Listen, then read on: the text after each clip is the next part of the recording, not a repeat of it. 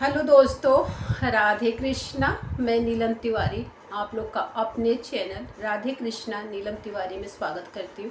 उम्मीद करती हूँ आप लोग स्वस्थ होंगे, मस्त होंगे। भोलेनाथ की कृपा सभी भक्तों पे बनी रहे। जैसा कि जाने कि श्रावण मास चल रहा है और श्रावण मास में शुक्ल पक्ष में जो एकादशी आती है उसको पुत्रदा एकादशी कहते हैं, वैकुंठ एकादशी के नाम से भी जानते हैं। तो ये जो एकादशी है ये मोक्ष को देने वाली भी है और संतान को भी देने वाली एकादशी माना जाता है, क्योंकि ये जो एकादशी है भक्तों वो साल में 2 बार आती है।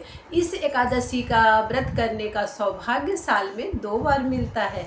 तो जिन बहनों को संतान सुख नहीं है किसी कारण बस, तो उन बहनों से निवेदन है कि एक बार इस एकादशी से पुत्रदा एकादशी का व्रत करके देखिए और विधि विधान के साथ इसका पूजा करके देखिए, आपको लाभ अवश्य मिलेगा।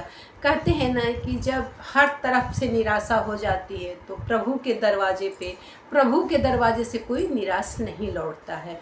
तो जिन बहनों को संतान सुख नहीं है वो बहनें अगर इस पुत्रदा एकादशी को करती हैं, विधि पूर्वक इसका पूजा पाठ करती हैं, अगर आप व्रत नहीं रह पाती हैं तो कोई वो नहीं है, आप सिर्फ इनके नियमों का पालन कर लीजिए। अगर आप पुत्रदा एकादशी का व्रत रखते हैं जो कि 5 तारीख को है तो आपको इसका लाभ मिलता है। और इसमें जो होता है कृष्ण के बाल स्वरूप की पूजा की जाती है।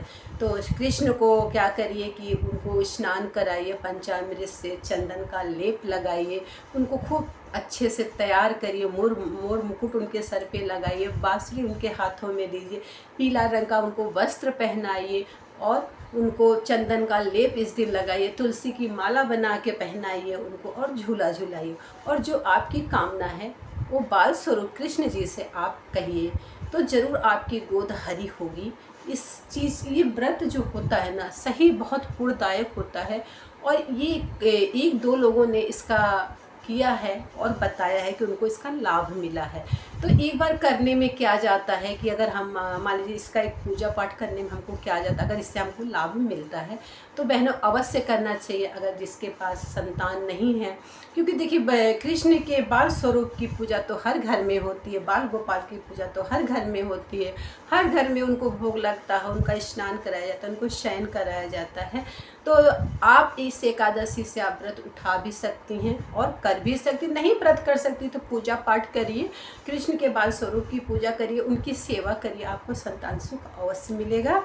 और किसी भी ज़रूरतमंद बच्चे को इस दिन आप कुछ उनको मीठा जरूर, पीला मीठा अवश्य खिलाइए अपनी कामना करके। क्योंकि देखिए विष्णु जी माँ लक्ष्मी के साथ जो है बाल गोपाल कृष्ण की भी इस दिन पूजा की जाती है। और कृष्ण को तो आप लोग से क्या, कृष्ण जी तो हर घर में हैं और उनकी पूजा विधि विधान से की जाती है।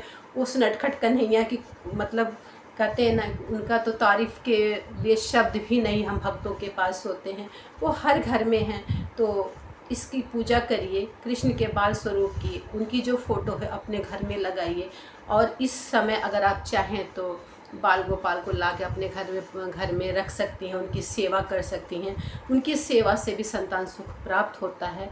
और करके देखिए अगर आप कृष्ण की बाल स्वरूप को ला रही हैं, अगर छोटा सा वो ला रही हैं, बाल गोपाल को ला रही हैं, जहाँ से आप लीजिएगा उसको ध्यान रखिएगा कि जहाँ से आप उन बाल गोपाल को ला रही हैं और जो आपको दे रहा है ना तो उनको हाथ में मत लीजिएगा, उनको अपने आंचल पसार के आंचल में लीजिएगा, तो यकीन मानिए आपकी गोद हरी जरूर होगी। और इस तरह पुत्रदा एकादशी जो होता है ना बहुत ही फलदायक होता है, इसमें दान धर्म का बहुत चीज़ें बताया गया। तो इस तरह आप लोग करिए, आप लोग को संतान सुख अवश्य मिलेगा। मैं अपनी वाणी को यहीं पे विराम देती हूँ। राधे राधे जी।